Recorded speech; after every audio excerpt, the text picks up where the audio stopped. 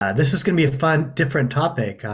We haven't done something like this before. We have, what, Heather, I can't remember, like over 150 seminars by now on Yeah. our page, and I don't think we have one directed at men's health. And that probably tells you all you need to know about the problem that we have with men's health, which is we don't pay attention to it. So I'm glad we're doing this today so we can have a good discussion. Maybe before I jump too far into it, I just want to remind you, for those of you who have Blomquist Tail, we're here for you. Just to remind you that this benefit you have is covered for you and anybody in your home can use it. And we're here for things like this to provide, we have through our app and through these webinars that we've done that we've recorded on YouTube. We have ways for you to just get the help you need, but we also have the counselors you can see. And so don't hesitate to reach out. It's free to you. Anybody in your home can use it. So, pardon my voice, morning voice still. So thanks for being here, guys. I'll collectively refer to you as guys because I do that anyway sometimes. I do think we probably have at least one or two women in here saying, I need to understand men's health too. I have important men in my life, and maybe I want them to understand them better. And you're welcome. I hope you also will benefit from something we might talk about. But this will be kind of a rare opportunity for me to talk with men about their health and what they need to be paying attention to.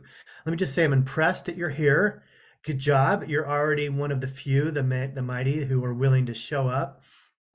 As I mentioned earlier, that's one of our challenges as men. We don't do this stuff.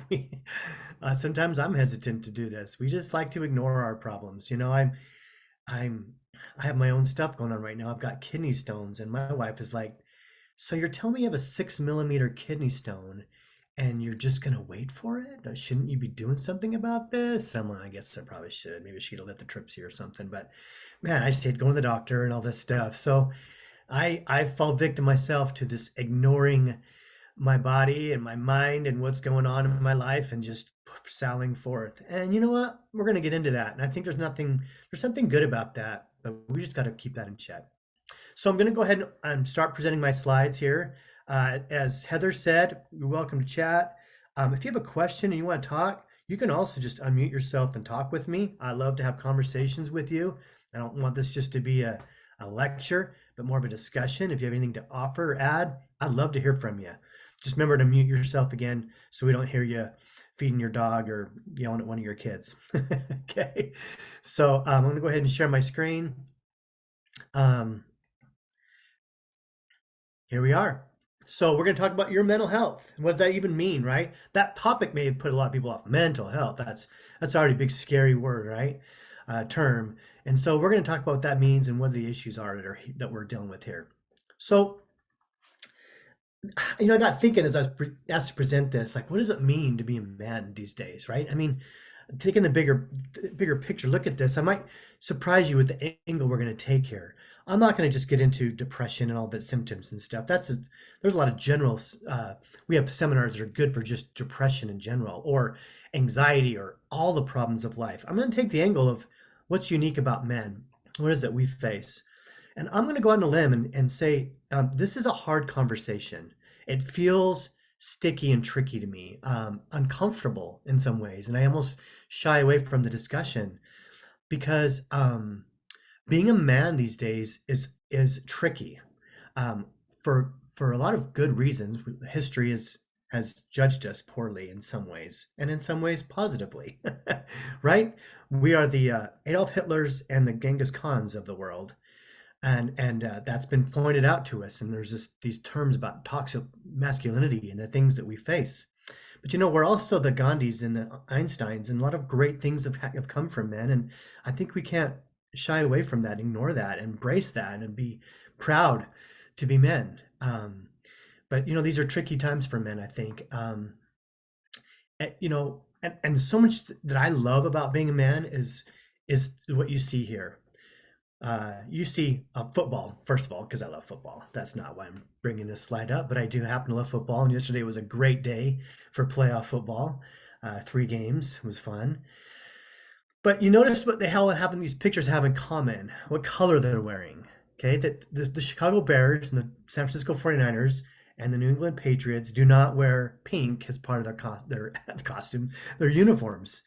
But why are they wearing pink? They may want to chime in on the chat or say, why are they wearing pink? Breast Cancer Awareness Month. Yeah, isn't that great? October is Breast Cancer Awareness Month. We all know that. If you're a football fan, you knew that. And if probably you're just a person in this world, you know that. And why do we know that? Because we're so good at this, right? This breast cancer awareness, and for good reason. It's the number one uh, cancer. It's the most prevalent type of cancer that's killing people. It's breast cancer, so it's a good reason for that. Do any of you know what the color is for prostate cancer awareness? Anybody know what the month is for prostate awareness, cancer awareness? Did you know that prostate cancer is just behind breast cancer in the leading causes of death? But these predominantly male sport of men playing football, they're not putting on the light blue and doing prostate cancer awareness. And why is that? We're just not good at that, are we? Right? Men don't typically rally the way that women do, and I think it's great. I think it's something that we can be proud of, is that we rally around and are there to protect and serve others and put others ahead of ourselves sometimes, and get behind those things. But we don't do a good job when it comes to sometimes rallying around each other and looking out for our own health and stuff. So sometimes the women have to do that for us. They're the ones. I guarantee you, if we had a prostate cancer awareness month, it'd probably be started by the women to do that. So again, I mentioned this is kind of the uncomfortable conversation. Why is it? Well, because as men, we feel like it's weak to talk about our problems. I don't know how many of you feel that way as you came to this. Maybe you feel like, oh, what does that even mean to go to something like this? It feels, that's how we're socialized. That's how we feel like it's weakness to have problems and talk about them. And we don't rally and come together, as I mentioned. Men sometimes feel, I work with a lot of clients, and men feel under attack these days. There's a lot of messages about toxic masculinity. And as I mentioned, maybe some of that's really necessary and important. We certainly see, as I put there at the end, the prisons are full of most violent offenders are men. Men who are guilty of many violent crimes and many awful things, and we have to kind of own that. I think that's in us, and kind of be aware of those tendencies that men might have to mishandle their mental health in the worst ways, right? But does that mean that all masculinity is toxic? And in some cases, it starts to feel that way. And I see conversations that concern me, because it feels like we're not just saying toxic masculinity is a type of masculinity, but it's almost like masculinity itself is toxic. And is it? One of the tests you can put that to is, you may see this yourself, is you may see conversations and you hear something and you say to yourself something that's said, and you say, imagine a man saying that, right? That can be kind of an indicator that sometimes men feel like they're under attack and are exposed to maybe a double standard or things like that they have to face. I'm going to talk about Mr. Nice Guy syndrome and what that even means in a book called No More Mr. Nice Guy. We also identify with the Titanic syndrome, right? I went to the play Titanic. It wasn't the same one as the movie. It was based on actual history of the Titanic. It was at Hill Center Theater, and they did an amazing job. And at the end of the play, there's a scene where they're ushering off all of the women and children onto boats, and men were just giving those seats up. And there were a few men that were like, no, I want a seat, and were shoving their way in. Other men were like, what are you doing, dude? Like, these are for the women and the children. And they're pushing them out, right? As we would all probably in this meeting expect and would want to do. That's how we're built. We want to put the women and children on there first. That's kind of been socialized, and maybe some of those tendencies are changing, right? Some of you may feel like you see those changes, but that's kind of historically how we've kind of seen ourselves and how we've been portrayed. And at the end of that play, there was an interesting dialogue that I found interesting because the men that were left on the boat, here they were about to die. Here they knew that no one was coming. They were going to get there in time. They saw the ship sinking, and they knew that they were about to die. And I don't know if this was a real conversation, because we probably don't have the real conversations about what men said when they were about to die, unless people that survived it can relay those conversations. And I imagine some of that happened. But in this play, the conversation was something along the lines of, what have we done to deserve this? Not in a pathetic kind of poor me way, but in a, we probably deserve this. And I thought, interesting.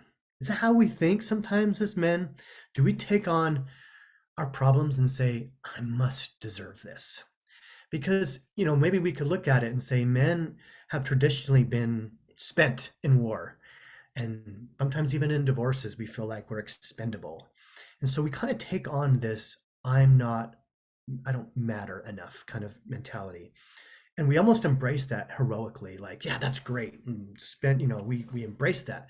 And there's something noble and great about that. But there's also something that can become very unhealthy about seeing ourselves as expendable.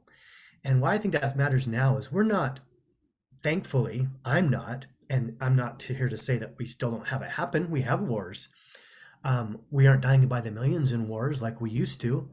We're dying by the millions in suicide and in other mental health ways like addiction and the ways that we don't just die from, but ways we live horrible lives because we see ourselves as unworthy and expendable.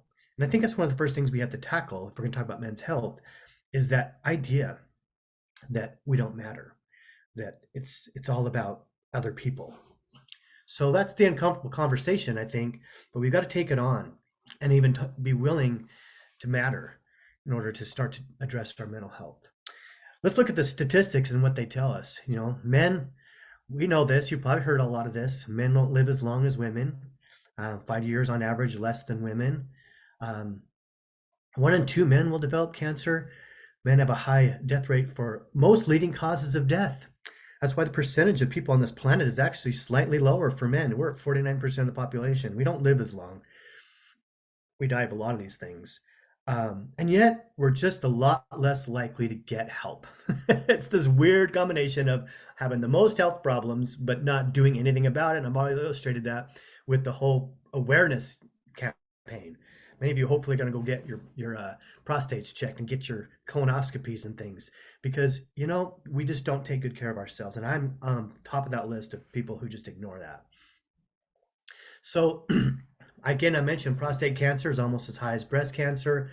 We're overweight, guys. 77% of us are overweight or obese, and women share this as well. But we are unhealthy, and for us as men, it plays a specific role in our heart health because we carry all of our weight, tend to carry all of our weight in the spot of our part of our body that has all of our most important organs, and that's because we need to run and fight historically to get our food and run from the enemy. And so we keep our outer limbs lean and muscular and able to move. So we store all of our weight right here in the middle, next to our heart and our lungs and all of our important organs. So that weight really impacts us, and it causes all those health problems. Still, way too many men are smoking. Alcohol consumption, men turn to alcohol way too much. So we see that life expectancy that is lower for men. What is it unique about men's health? Well, first thing we'd say is testosterone, right? That's the drug that keeps us going. And when I say testosterone, what do you think that means? What's the one word everyone thinks that relates to? Go ahead and write it down. Anyone want to say, what is testosterone all about? You're thinking it right now. No one wants to write it. It's sex, right? Testosterone is for sex. That's what everybody thinks that's what testosterone's for. And it is much about that. But it's actually about your health in a lot of ways that aren't just related to sex. We do have up to 17 times as much as women just flowing through your body. Flowing through your body at all times, 17 times as much testosterone. It is the chemical in our bodies that kind of defines a lot of our health. And as part of that, then, it's actually a lot more to do with a lot of our health, more than just your sexual performance and your sex drive. It is actually a lot to do with all of the ways that your body manages all the other hormones and just the balance of who you are. For example, sleep problems. You wouldn't know this, but if you're low in testosterone, sleep problems can be very prevalent. and mental mood disorders. You might think lower testosterone would reduce all of your anger and frustration, and then actually, lower testosterone can actually, in some cases, increase the mood disorders and the inability to focus and control your testosterone. It's a really tricky thing because a lot of testosterone gives us that oomph that can make us kind of feel that tendency to be assertive and angry and all the things that we associate with that, but also the lack of it can actually spark that as well, which is really interesting. So, and testosterone in large measure is about oomph, about drive, about motivation, about getting us to go and do. That is, so when that is low, and the reason I'm bringing this up is because a lot of studies on health are showing that there's testosterone is on the decline. Not just as you get older, because you expect that to some degree. I'm talking about for young people. I'm talking about for our 20s somethings. Why is testosterone so low? Again, you're all welcome. You've got a very quiet group so far. No one's entering anything on chat. I'd love to hear your thoughts about this. Why is testosterone low among men right now? Why do you see that happening? You can chime in. I'm telling you what I'm hearing and seeing, and a lot of it's inconclusive, but they feel like there's some pretty good reason to believe that a lot of the food preservatives we use and put in our foods are actually they're hormones. And I'm not here to sit here and be Mr. Health Guy and know all that, pretend I know all this stuff.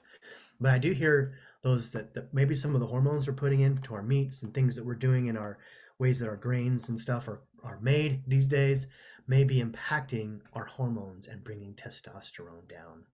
And as a result, that can be very, very problematic for our health. There's also a diabetes and obesity. They've proven that obesity and diabetes actually lowers testosterone as well. And because we have more diabetes and obesity than we used to have, that's going to impact that as well. How do you improve testosterone health? Anybody have any ideas on that? And testosterone is, even though it's a chemical, can be improved through our behaviors. You don't just have to go, I'm not telling you to go get those shots. Maybe it'll come to that for you.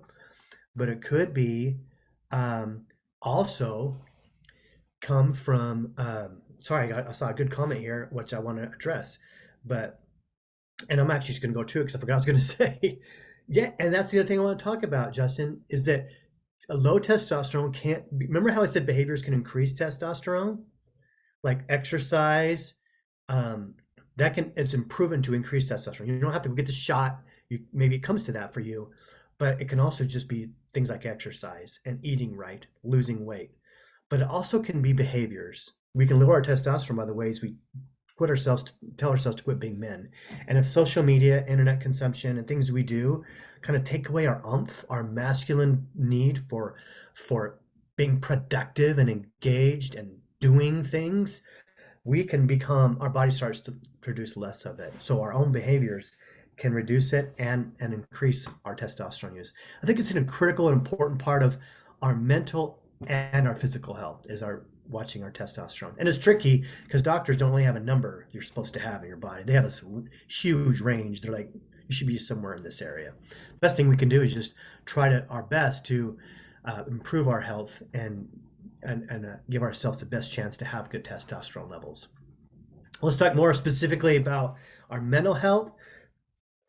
Depression is huge, and it's hard for men. All the studies I'm looking at is like it's really hard to tell how much men have depression. You know why? Because they're not going to see people about it. So this is a lot of vague numbers, right? But what we do know that it's high in terms of anxiety, depression, bipolar. About 3% of men have bipolar disorder, and schizophrenia and psychosis can be a thing. 90% of those diagnosed with schizophrenia by the age of 30 are men. So that tends to be one of those that tends to be more lean towards men. And also the other one that tends to lean towards men, although this is changing because the more we see the changes we've seen in social stuff. For example, I'll give you examples of how we're seeing these changes. It used to be that most sex addiction and pornography addiction was men, way up here. And then a lot of studies show that's actually evening out a little bit. Same thing with substance dependence. We tend to see some more women joining men in their dependence, but it's still a heavily male-oriented problem of having alcohol and substance addiction. So and why is that? We're going to get more into this later. but it fits right in our way of doing things. We just rather not deal with our problems. Well, we still got feelings, and we've got to cover them up somehow. So because we don't like them, and so we turn to substances like drugs and alcohol, and sometimes we just like to have fun too. And those things, we have a very playful disposition. A lot of times men do, and we just like to, embrace life and make it fun. And so we go look for the things that make that happen, and then it can become good or it can become a problem. I'm just reading some of the comments here. Men not moving as much as they have in previous generations. Yeah, the distractions, those kind of things. Yes, so we got to work to move now, right? And used to be had to move in order to survive, and now a lot of our jobs and our lifestyles don't require us to move, so we have to make ourselves move, and that's an important part of our health, huge part of our health. So I mentioned the substance addiction stuff, and in terms of mental health, look at relationships and stuff. I know a very close family member who was, in all ways you would look at. If I stripped the gender out and I told you what was happening, and you would definitely say this person is a victim of domestic violence. But he didn't get that kind of attention because he was a man and his wife. And I know I'm not just talking about the physical aspect, because we say argument could be, well, there's a physical difference, and that's why it's okay for women to hit men. I see it on TV all the time. Women hitting men all the time. It's fun. It's like we all just laugh at it.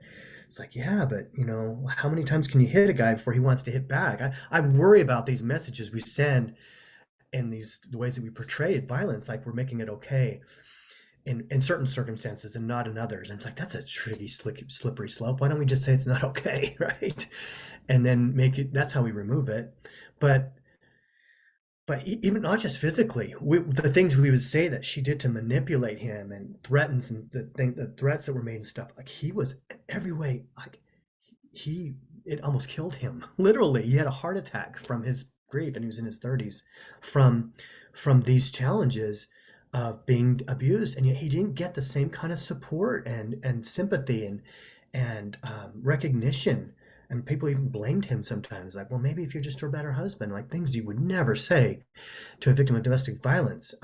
So there can be that feeling that men just are ashamed and afraid to talk about things like that because we don't want to feel weak and we don't want to be judged. Here's a lot of what it boils down to. And if I could say one of the core reasons to have this seminar is look at that statistic right on your screen. And that's troubling to me. In my job, what we do is we contract with companies, not only to provide these services directly to you, but also to go out to the companies when things happen. And I'm going to tell you guys, I'm sick of coming out and seeing guys kill themselves. I am, because it's happening way too much. 75% of all suicides are male. That's a lot. That's not just, if it was 58%, we'd say we'd have a problem that leans one direction. 75% of all suicides are male. And we want to throw in the chat or talk about why that is. What's going on? Why do we see that most, by far, of suicides are coming from men? Why are we killing ourselves? And while you're typing that in, I'm going to talk about some of the issues that go along with that. They're challenging. Out of 100, and mental health staff, okay, that we don't see a lot of men in the field. And why does that even matter? Well, I think you can get a lot of help from women. Some of our best therapists that will help men in their issues are women. They do great. And I think I can help a lot of women with their issues. I'm not saying that it has to be that way, but unfortunately, men just don't see themselves as agents in this. And so guys like me who are doing this are kind of rare.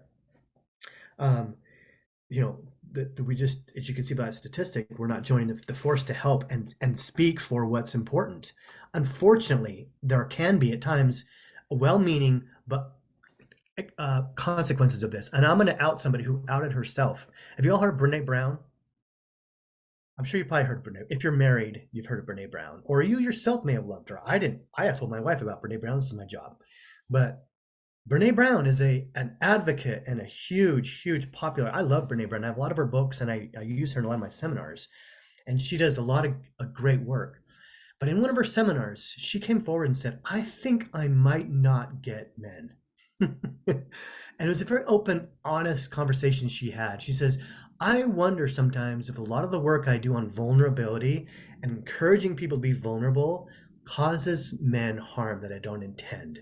And I really appreciated this conversation coming from her. And she used the example of a man who came to her in one of her seminars after and said, "You don't get it." And he was in tears, which men are afraid to do. But he said, "You don't understand. You tell me to get off my white horse and be vulnerable. But I'm telling you right now, in my life, if I do that, all I get is, what are you doing down here? Get back up on that horse and stop it with this emotional stuff that you're doing right now." There can be a mixed message, right? And a lot of women say, no, no, no, that's not what I want. And I think they genuinely mean it. I want you to be vulnerable. And other men want you to be vulnerable until you do. And then sometimes it's like, oh, I don't know about this. This is kind of weird. Can we go back to talking about golf? So we give each other and ourselves mixed messages about this, right? And I think it's changing. And I'm so glad when I hear about athletes and actors and famous people just, hey, yeah, I've got depression, and they talk about it, and we're changing that message, I believe. And I see this where one of the most manly, masculine cultures is first responders, and we work a lot with first responders, and I'm really glad to see this willingness and this shift in allowing men to talk about their health and and embrace addressing it. So why do we have this suicide issue? Well, several problems. And one of the most obvious is it's the way we commit suicide. Women do actually attempt a lot more often than what you would seem by that statistic, but they tend to do things like pills and things that can be undone and changed, right? That you can get your stomach pumped. But men tend to go for the gun or things that you can't really walk back from. And so that's one of the reasons men tend to go for it. But also it has a lot to do with a lot of other things. And one of my mentioned was we feel expendable. One of the leading causes of suicide is a breakup, a divorce. And men sometimes feel expendable in the family. Like, maybe some of our laws in the past have actually supported that idea. When we divorce, like it's the mom that's important. The dad just send some money and we don't need you around anymore. It can be how men feel, right? And that, again, those things hopefully change, but that can be the feeling. We are expended in war. We're pawns. Like, how many men do we spend to gain our freedoms? And so those feelings of being expendable can relate to your own feeling of your own worth, right? And also can relate to this issue that a problem unresolved is a problem that grows, and men don't address their problems. Only 40% of men 40% of men won't talk to anyone about their problems. That's why all these suicides that go out on are like, we had no freaking idea this guy was even thinking about this, right? Where'd this come from? And that's the story over and over again. He's not talking. He's not talking about what's going on. He's not willing to share and open up to people. And his wife just left him or something. And so that's a big part of it as well, right? We're not willing to talk about our problems.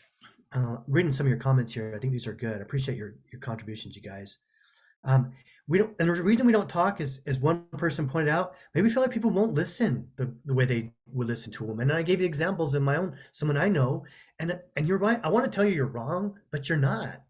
There are cases, in some cases, where we're sending these mixed messages, and sometimes people won't listen to you. It'll be like, oh, back up, dude, you're okay. So there can be that feeling that people really actually won't listen. Here's a comment from Chandler. I'm happiest when I'm thinking about other people, serving, helping, the times when I'm most depressed, when I'm focused on myself. And I'm gonna come back to this, Chandler, because I think this is a real strength that men have too. So what we're saying is, one of our problems is that we don't talk about and address our own problems. And you know what? It's also one of our greatest strengths. I think it's important to point that out. One of our greatest strengths is that we don't get focused on our own problems sometimes. We just tend to just say, I'm going to be all right. I'm going to buck up and I'm going to be okay. I'm going to deal with something else. And that actually, by the way, is an underrated way to handle your problems, is to focus on somebody else's problems and just forget them. There's just got to be a balance, right? There's a certain balance here. So yes, that can be a great way to handle your problems if you do that in balance with actually saying, you know what, I can't do that about everything. I actually have to address some of this. I can't just keep ignoring it. Someone pointed out WIC, which is Women's Infants and Children, right? We have an organization that says here to help people, and it specifically leaves out men, right? There's this feeling that we're kind of just don't matter.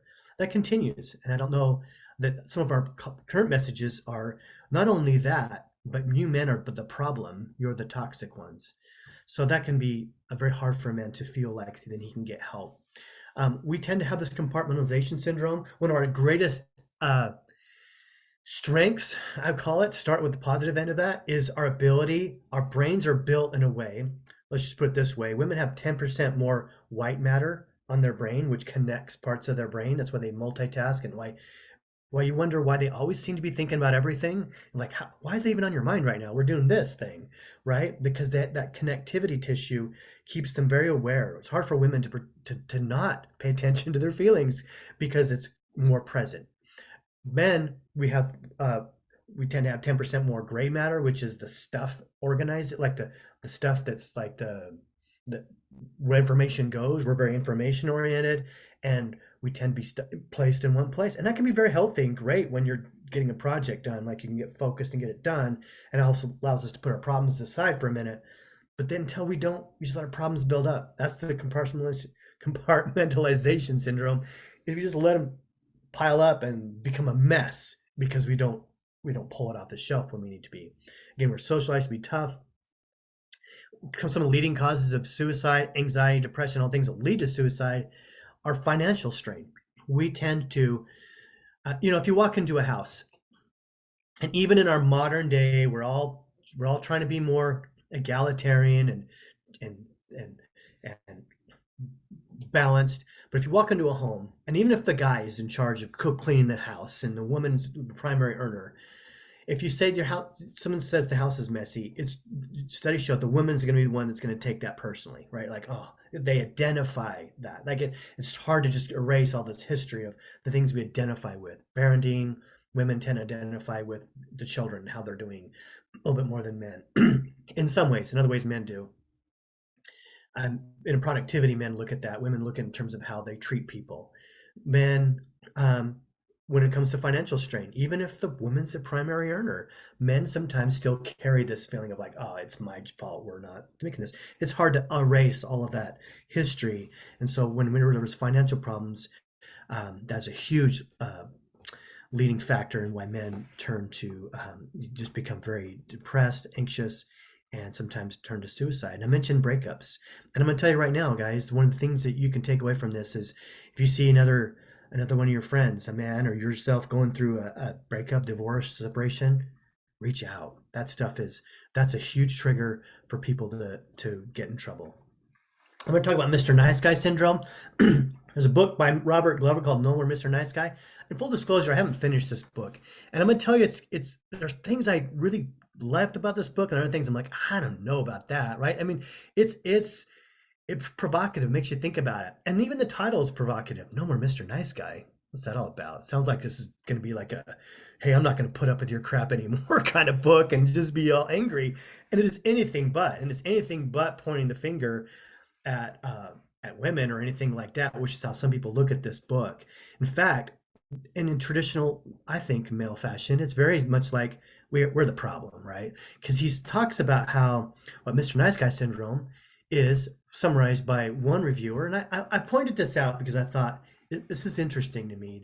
I've read enough of the book to see how this review is not a very kind review. It wasn't even a review, by the way. It wasn't meant to be do I like this book or not? It's supposed to be a summary, an objective summary, which I didn't find it to be. Nice Guy syndrome represents a myth that if when nice guys choose to be good, in quotation marks, they become endeared to those around them, get what they want, and live a hitch-free life. Can you see the sarcasm in that? The concept of the nice guy syndrome grew out of Dr. Glove's frustration of trying to do it right, yet never getting back what he deserved. Makes it sound like, and it could be, and it may be for some people, exactly that. Mr. Nice Guy syndrome could be this idea that I don't want to talk about problems. I don't want to do this scorekeeping thing. So what I'm going to do instead is I'm just going to be good and hope you leave me alone. And you'll be good too. And you'll give me what I want. And the classic one of this, I hope we can have, is if I'm nice, you'll give me sex. Like, isn't that the common relationship dynamic? If I'm nice, you'll give it back. You'll give something back to me nice too. And does that happen? Probably, and yes, it does. And men can, in that respect, become Mr. Nice Guy in a very manipulative kind of way. Another way to look at that, though, and I think often happens, is that it can come from a deep sense of and the joy of giving and serving. And as some of you pointed out in here, we don't want to focus on ourselves. It's funner to just go out and be and do and just live life and take care of people and not do what my neighbor used to call navel gazing, where you stare at your own belly button and look at your problems or worry about them. And it feels good to sacrifice my will for another in a society, relationships where everyone does this. We don't need to keep score. Everyone will live by this. We'll experience the joy of not looking out for yourself and just looking out for each other. Wouldn't that be nice? And I think that can be another version of Mr. Nice Guy syndrome that's comes from a valid place, which is why are people making my life hard if they would just give what I give, then we wouldn't have to talk about any of our problems. And that sometimes can be where that comes from. And you just keep hoping and pushing on and thinking, if I just keep doing that, others will respond in kind. It doesn't work that way, does it? Sometimes. I'm gonna finish this comment and come back to some of these good comments that are here. So here's the problem with that. It's unrealistic in that we're actually expecting other people to sometimes understand our motives better than we are, and we're asking them, and it's kind of unfair sometimes to say, I try so hard, so you should never see a problem in me, right?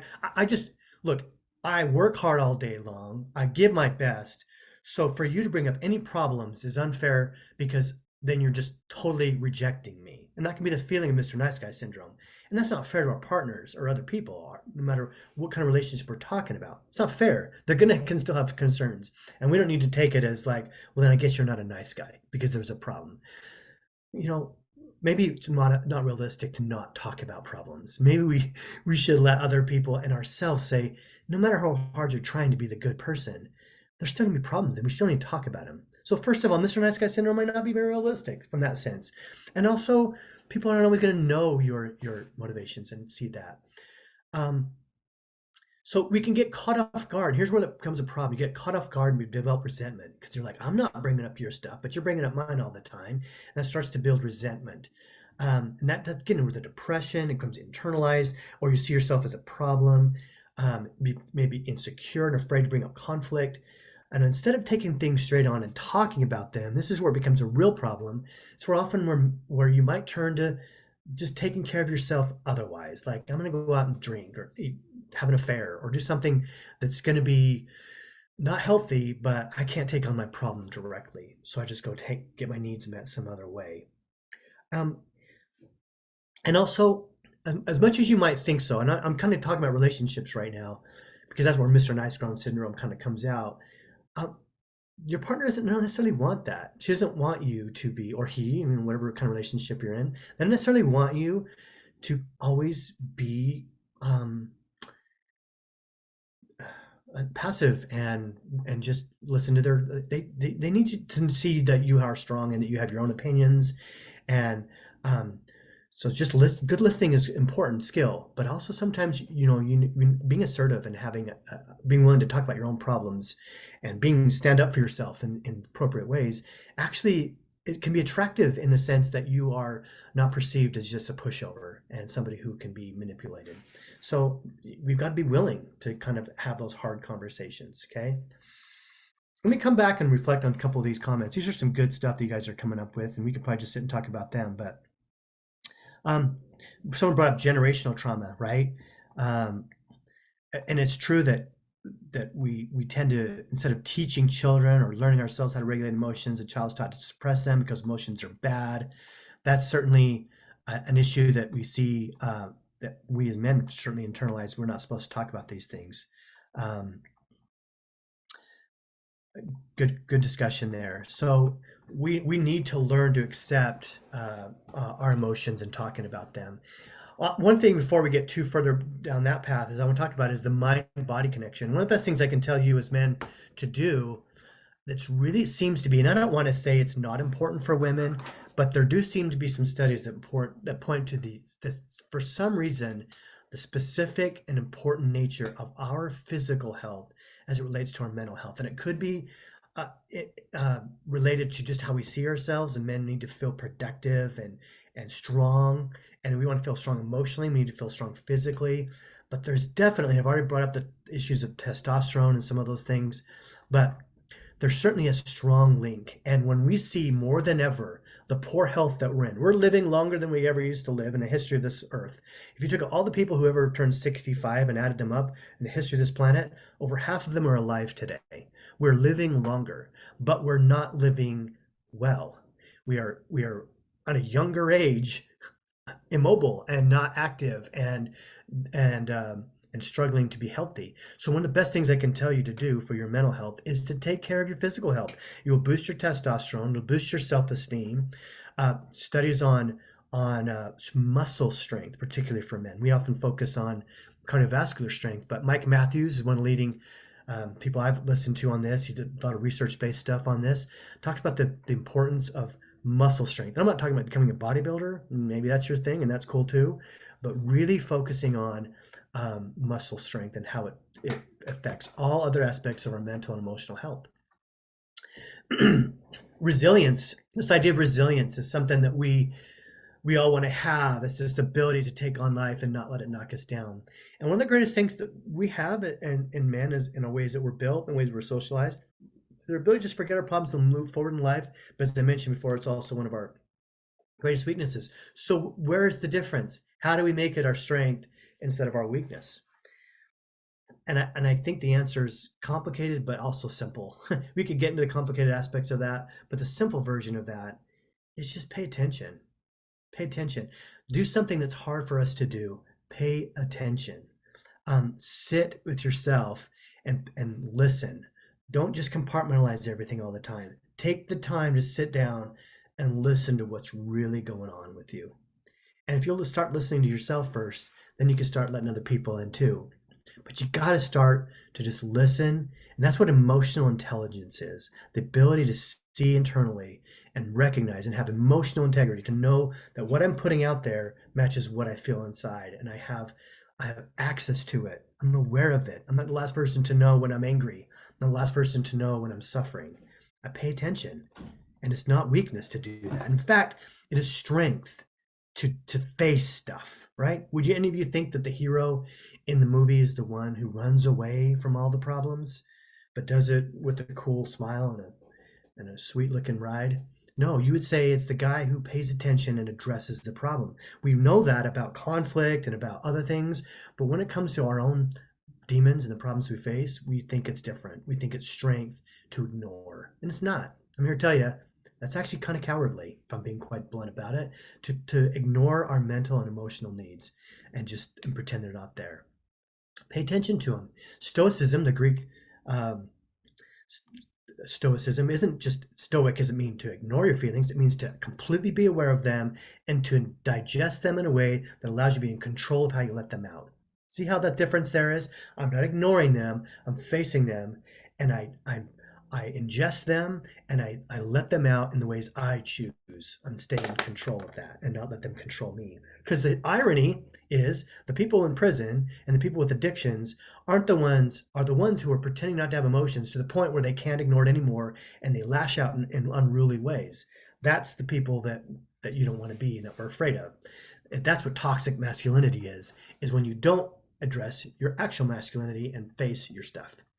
So be balanced and embrace, and it's a good that we're having people like Brene Brown and that we're starting to pay attention to, and we feel more than we used to maybe that it's good to be a balanced human being who embraces traditionally what we call feminine traits of being nurturing and emotionally present and feeling emotion. It's different than it used to be. It's better. Dads saying I love you to their kids is more common than it used to be, and I love it. And so having that more nurturing, being in touch with those things is great. End statement. And being masculine is also great too. We don't need to surrender those things. We don't need to say it's all toxic and get rid of it. Your tendency to lean on solutions and wanting to solve problems and not just listen to them and not just say, "Oh, I've heard you out," but let's solve it. That's something that's okay. It's okay to feel to crave and want order and advocate for solutions, and even sometimes to be firm and to say, I stand up for what's right and true, and I'm gonna do that. That's actually very healthy for us to have a cause. If there's anything that's I would say is to me what I would embrace as being that that makes me as a man feel best about myself is when I have a cause, and we're going to talk more about that too. So, and don't fire the nice guy. And that Mr. Nice Guy syndrome is when it becomes out of hand. But the idea that I am not going to always bring up every problem and need to talk about all of them is a good thing. And saying I'm just going to give my best to society and all my relationships and not expect anything in return is a wonderful thing, right? If you can authentically do that and not develop resentments and let that become a manipulation, is an authentic, great thing if it's kept in balance and be willing to talk about it when that's not working. Okay.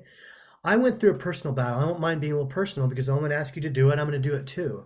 I've struggled, you guys. And even after I got this degree, I've had my own battles with my own stuff in my life, in my relationships, and within myself, and just figuring this stuff out. And I realized that one of the things that led me to this career also is a very problematic thing for me. I have a bit of this I'm going to save people syndrome. And that can be really unhealthy in a way. When people don't take your advice or they don't get better, and I feel like it's my failure.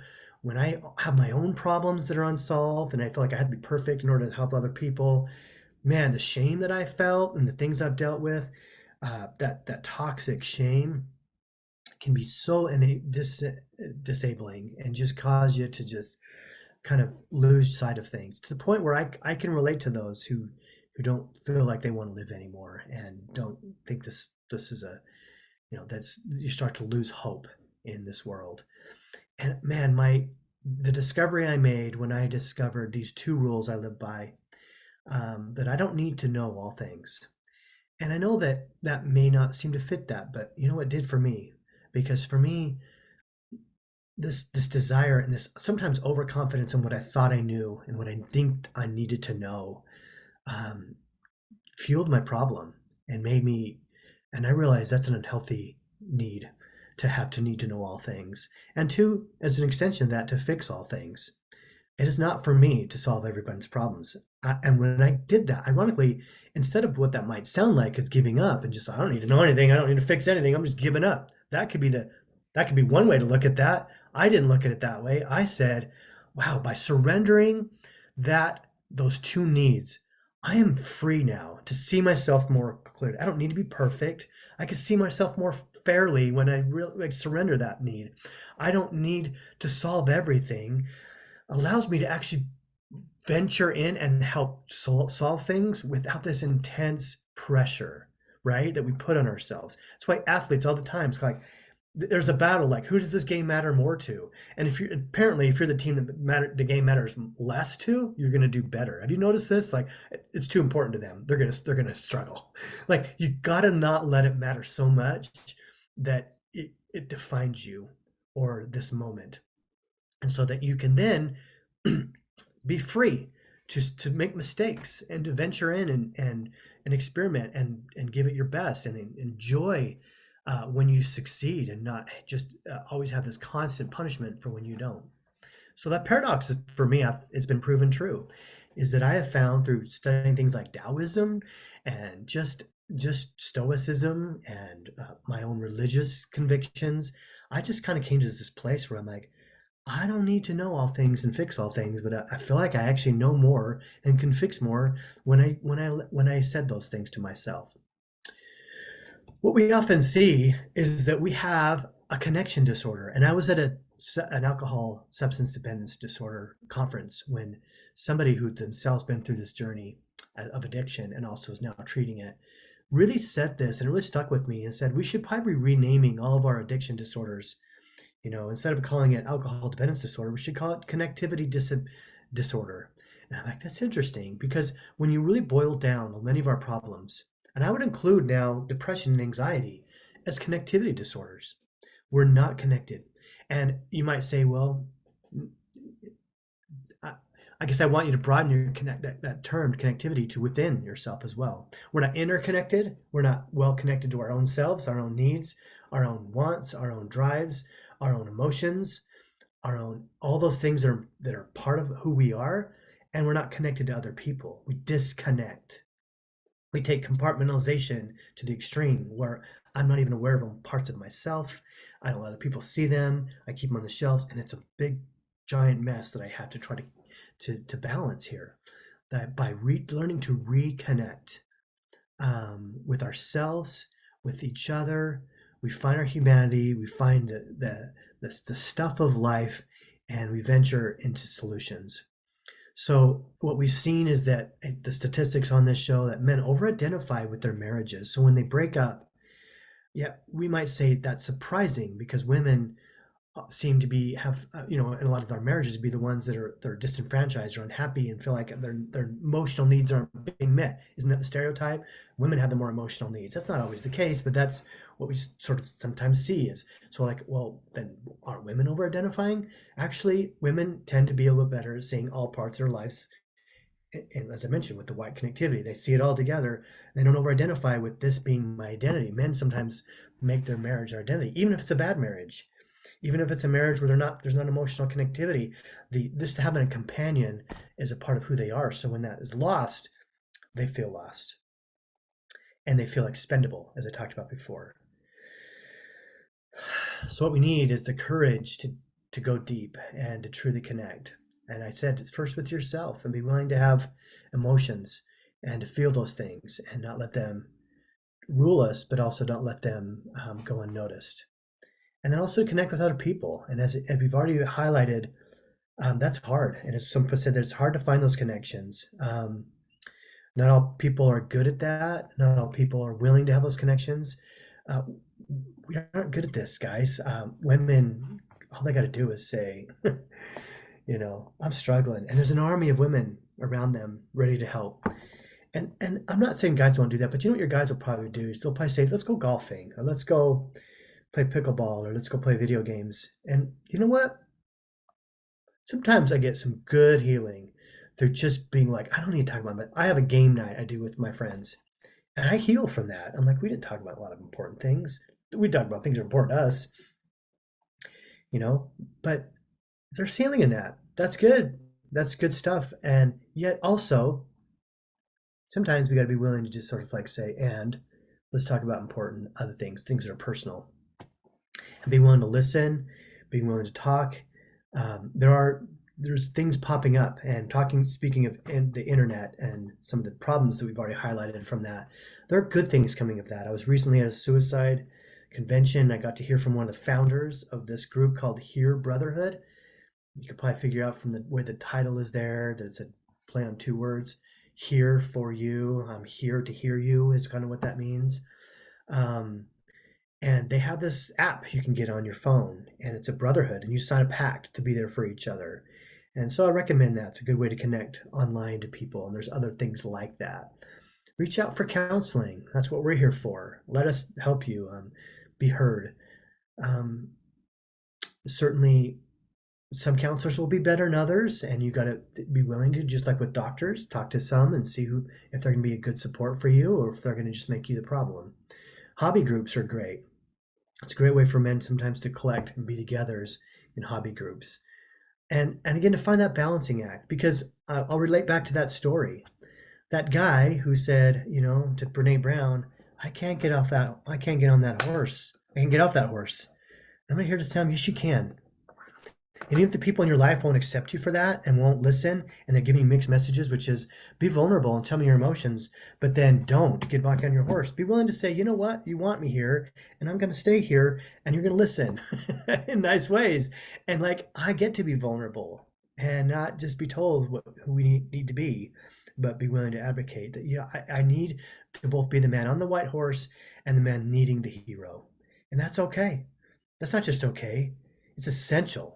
Because if you pretend to be the guy on the white horse all the time, I promise you will eventually be not only the man needing the hero, but you'll be in such a state that you won't be good for anybody. And if the most important thing in your life is being productive and available and helpful and strong, I promise you, the way to most lose all those abilities is to not pay attention and get help and reach out and be willing to connect. Um, and then, as I said, to find meaning. It's what has led man to charge. I watch these war movies and I'm like, why? That guy's running to his death and he knows it. He knows it. He knows he's the front of the line and he is going to die. And I think, what does it take to override your need to survive and do that? And it's because he felt like, I'm doing something important. This matters. Now, we don't always have to die to do something that matters. Sometimes the cause, I think it'll always be healthiest and best when we do make it something bigger than ourselves. If your cause is yourself, you're no good to yourself or anybody else. You're going to be miserable. But the cause can be something bigger than you, but you matter in it, because if you spend yourself in ways that are unhealthy, you're no good to anybody. So, so find those causes for you. What are they? What gives you your purpose? And what makes you feel healthy in your life? And above all, embrace the dad jokes. Got it. Just own it. My kids know they come in sometimes. Embrace it. Here, Dad, would you like anything to eat for dinner? Son, what are my choices? Dad, yes or no? Sometimes the conversation I would have. And also, if you spell the words absolutely nothing backwards, you get this gibberish that you can see on your screen, which ironically means absolutely nothing. And finally, did you hear about the snake whose rattle didn't work? Yeah, he had a reptile dysfunction. So there you go. There's the dad jokes to finish it off. But I guess I'll just say, thank you for being here, you guys. I know that that this isn't always an easy topic to discuss, and maybe something I've said has helped, and then at least spark for you a discussion within yourself to what you need to do next. And I hope you'll take those next steps. Be willing to take care of yourself. Be willing to matter and not see yourself as expendable, but you matter, and see that the things that you do that are masculine about you are great, and embrace them. And also be willing to embrace the other things in life that will round you out as a person and make you more whole. So thank you for letting us be a part of your journey. Don't hesitate to reach out, and I hope you all have a great week. Thank you.